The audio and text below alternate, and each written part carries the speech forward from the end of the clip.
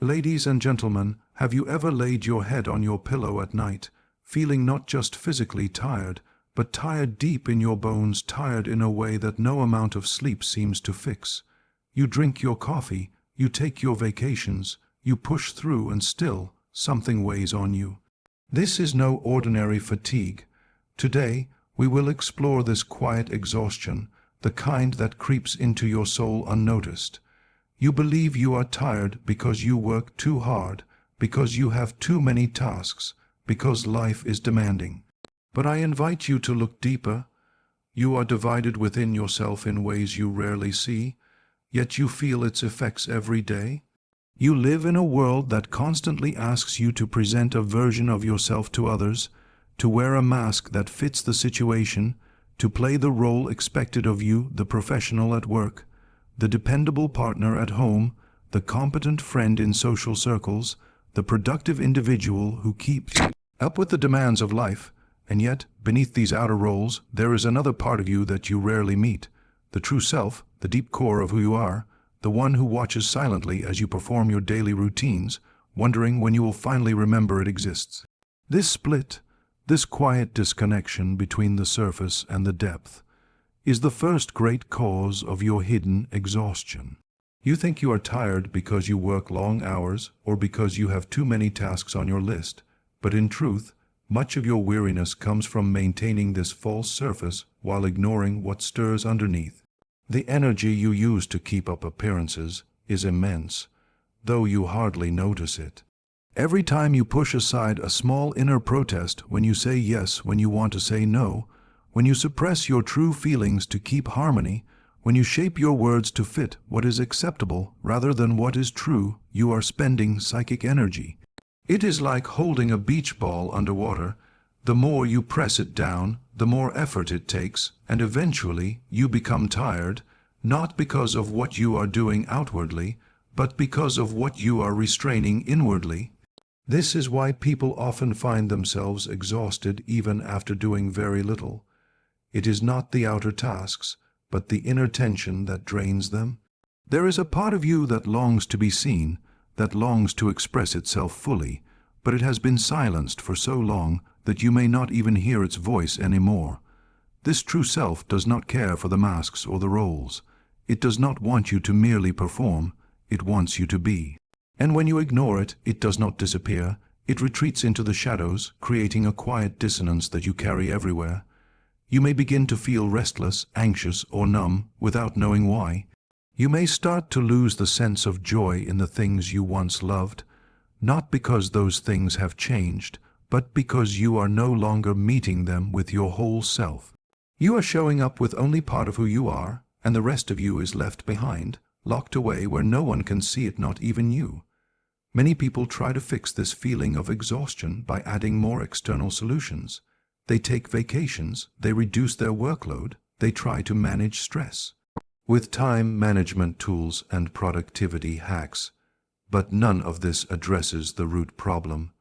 You can reduce your tasks all you want, but if you are still divided within yourself, you will carry the same inner exhaustion into whatever space you enter. You will find yourself tired even in moments of rest, because rest does not only come from stopping activity. It comes from returning to wholeness, from becoming one within yourself again. This inner division is not always obvious. Sometimes it appears as a quiet sense of dissatisfaction that you can't explain. Sometimes it feels like an invisible pressure that keeps you running even when you want to stop. Sometimes it manifests as a subtle longing, a homesickness for something you can't name, something you might think is missing from your life, when in fact it is missing within yourself.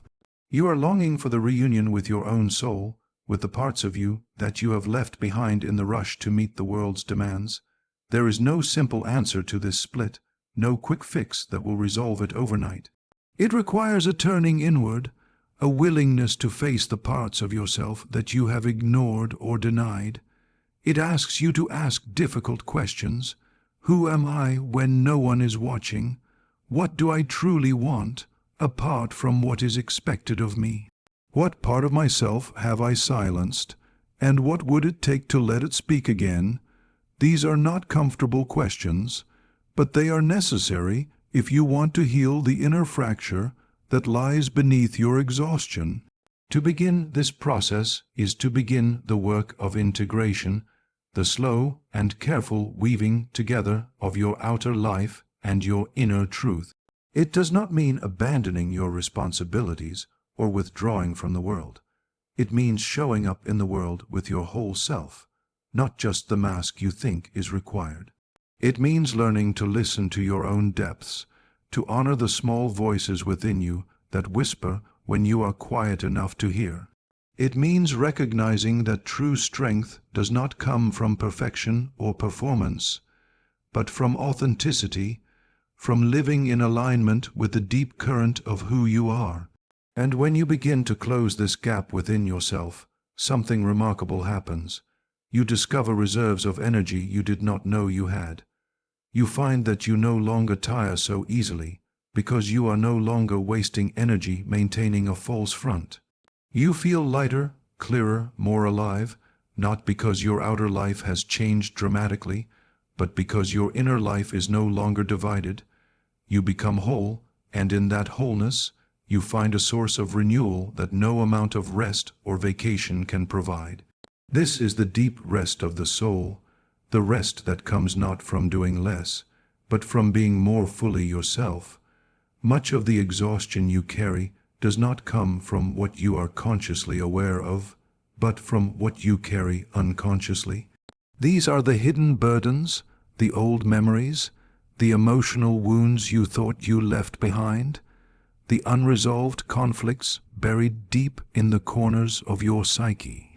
You may tell yourself that you have moved on, that the past is in the past, but the truth is that whatever you have not fully faced continues to live within you, shaping your feelings, draining your energy, and pulling at you from the shadows. You can convince your mind to forget, but the body remembers, the heart remembers, the nervous system remembers. And every day, part of your energy is quietly spent keeping these old ghosts locked away, keeping the door shut on feelings you fear will overwhelm you if allowed to surface when you carry unconscious burdens. You carry them everywhere.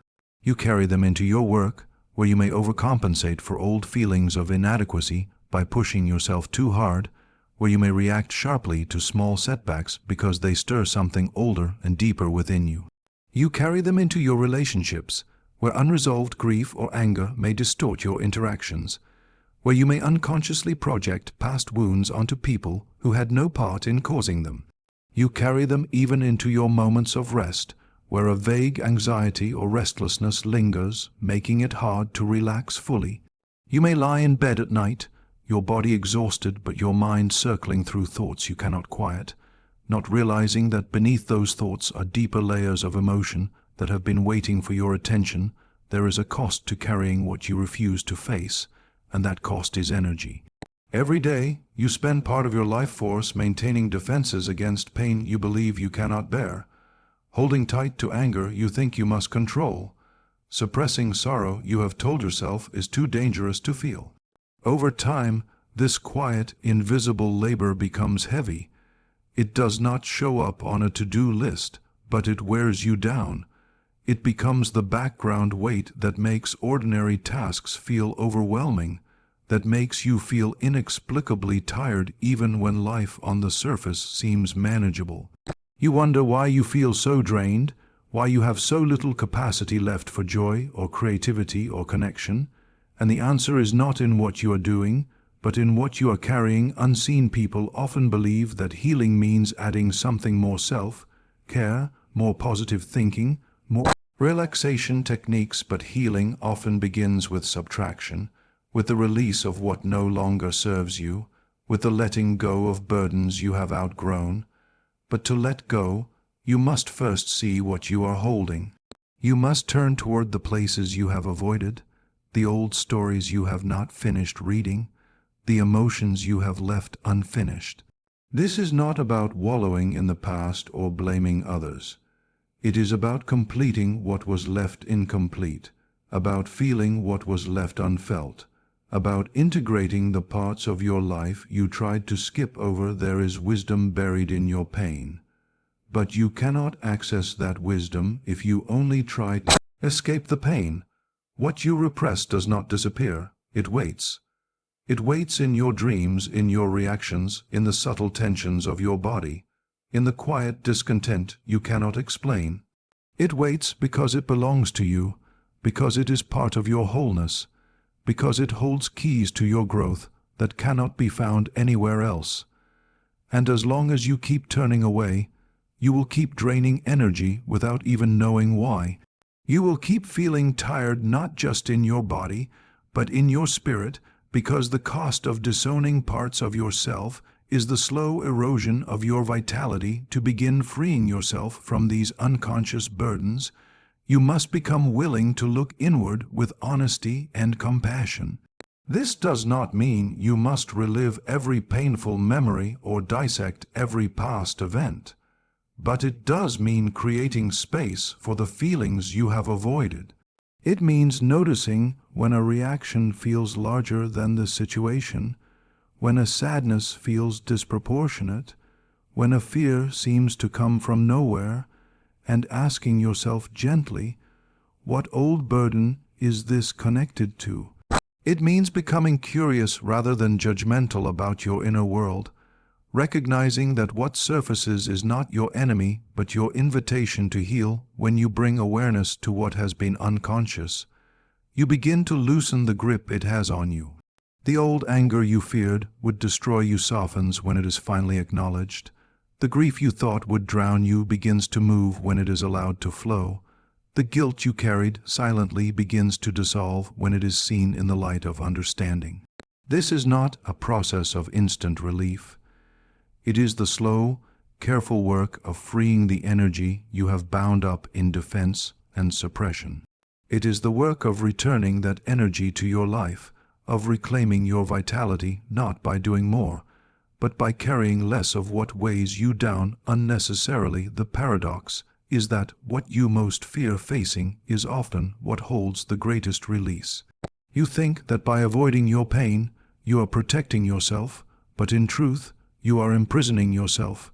You think that by keeping the door closed, you are keeping the darkness out, but in truth, you are keeping yourself locked in. And when you finally open that door, when you begin to meet what you have feared with gentleness and presence, you discover that your greatest exhaustion was not caused by the pain itself, but by the effort of resisting it. You discover that the true rest you seek does not come from escape, but from integration, from bringing home the lost and forgotten parts of yourself, from walking lighter because you no longer have to carry the invisible burdens you once thought you could never set down within you. There are parts you have rejected, denied, or hidden away, not because they are inherently wrong or evil, but because at some point you were told, taught, or made to believe they were unacceptable. This is what creates the shadow, the invisible region of the psyche, where you store everything you do not want to see in yourself. You are taught from an early age what is good and what is bad, what is acceptable and what should be hidden, and you quickly learn to split yourself accordingly, presenting only the approved parts to the world while pushing the rest down into the depths of your unconscious. You become skilled at managing your image, at showing up as kind, competent, composed, and agreeable, even when other feelings surge beneath the surface. You tell yourself that anger has no place, that jealousy is ugly, that sadness is weakness, that desire is selfish, and so you push these feelings aside. But what you do not realize is that they do not disappear just because you refuse to look at them. The more you deny your shadow, the more power it gains over you. It does not go away. It leaks out in disguised forms, in moments of irritation you cannot explain, in passive-aggressive comments, in sudden waves of anxiety, in bouts of depression that seem to come from nowhere, in the quiet erosion of joy and vitality. You become tired not because you are simply working too hard or facing too many external demands, but because you are using a tremendous amount of internal energy to hold down parts of yourself you have labeled unacceptable. You are fighting an inner battle every day, often without knowing it, waging war against your own feelings, trying to suppress or control what wants to be acknowledged and integrated. This is not a sustainable way to live. Eventually, the cost becomes too high, and you begin to feel the weight of it in your body, in your emotions, in your spirit. Many people think that to be whole they must be perfect, that they must eliminate their flaws, conquer their impulses, rise above their darker emotions. But this is a misunderstanding of what it means to be human. Wholeness is not about perfection. It is about integration, about bringing together the many different parts of who you are into a living, dynamic balance. Your shadow is not your enemy. It is a source of energy, creativity, passion, and depth that you have cut yourself off from. When you deny your anger, you lose access to your boundaries and your sense of justice. When you deny your sadness, you lose access to your capacity for empathy and healing.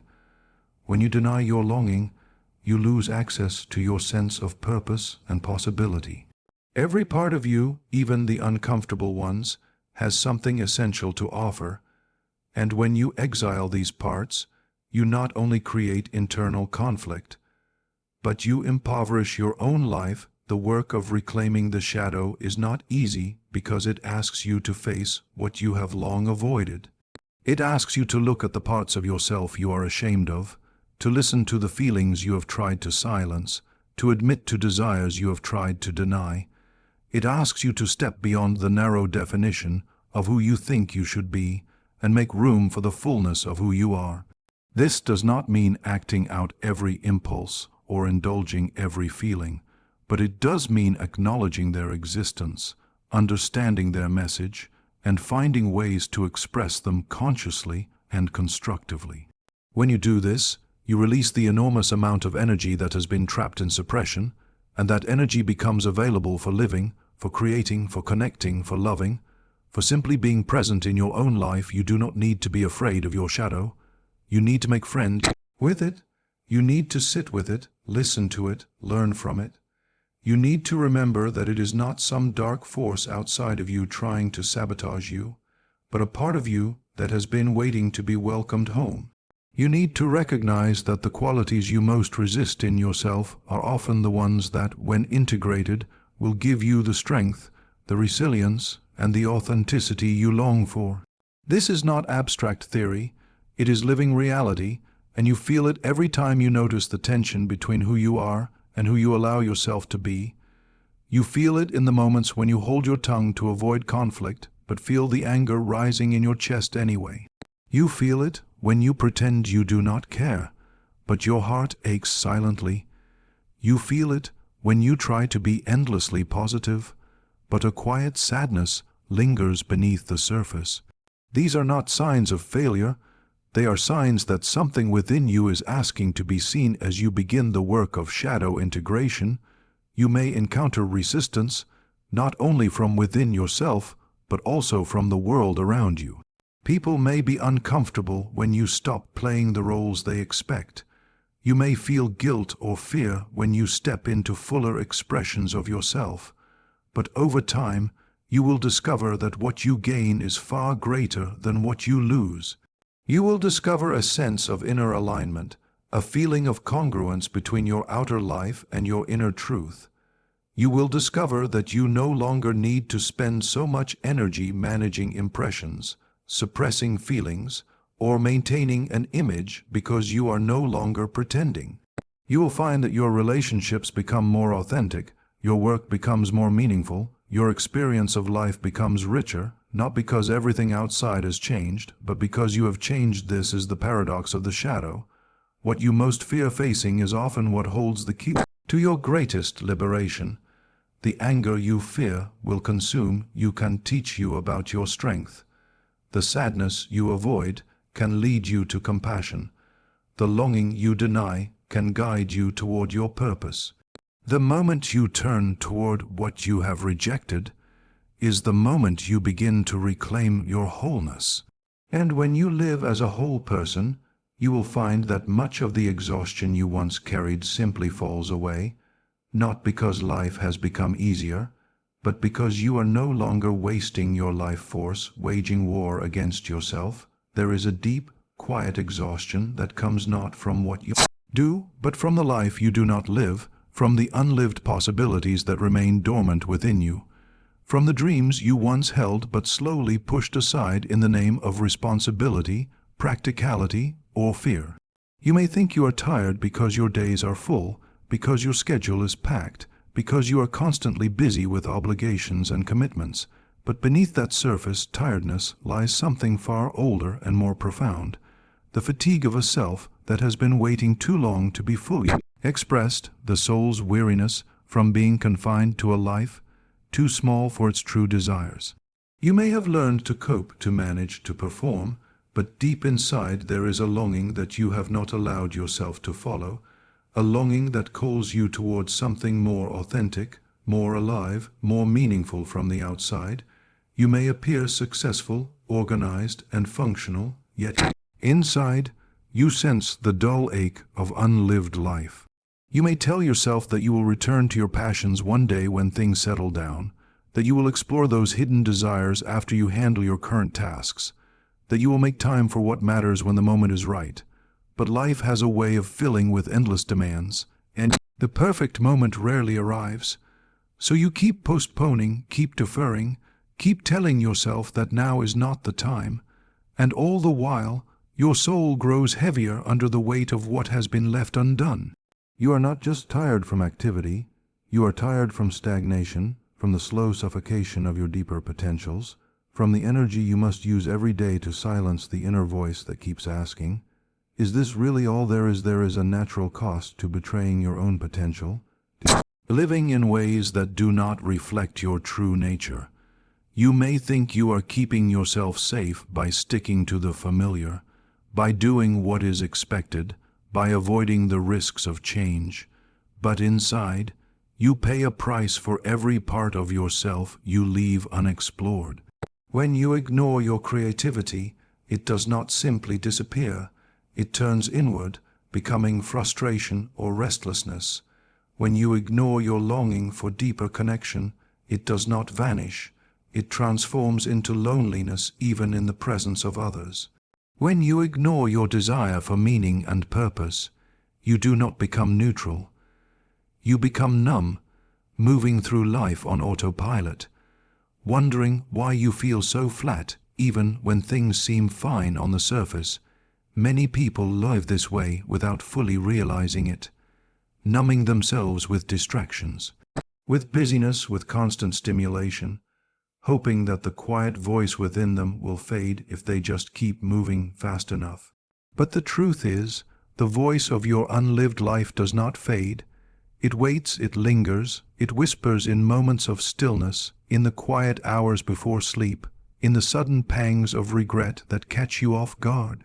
It is the sense of dissatisfaction you cannot explain, the low-level discontent that no achievement seems to satisfy, the yearning you feel when you see someone living boldly or passionately and wonder why you are not. This is not a problem to be solved with more discipline or more productivity. It is a summons, a call to turn inward, to ask yourself what parts of you have been left behind and what it would mean to begin reclaiming them. Reclaiming your unlived life does not necessarily mean making dramatic external changes, quitting your job, or abandoning your responsibilities. It begins with a shift in awareness, with the willingness to listen to the quiet desires you have long silenced, to acknowledge the dreams you have dismissed as impractical or childish, to make space for the parts of yourself you have ignored. It may start with small acts of courage, picking up the instrument you set aside years ago, making time for the creative project you keep postponing, reaching out to someone you long to connect with, allowing yourself to explore a subject or activity that lights you up. These small acts are not trivial. They are signals to your soul that you are paying attention, that you are no longer willing to live only on the surface of your own existence. There is a vitality, a life force, that returns when you begin to honor your deeper desires. You find that you are no longer as drained by daily life, not because life has become easier, but because you are no longer carrying the heavy weight of your own self-abandonment.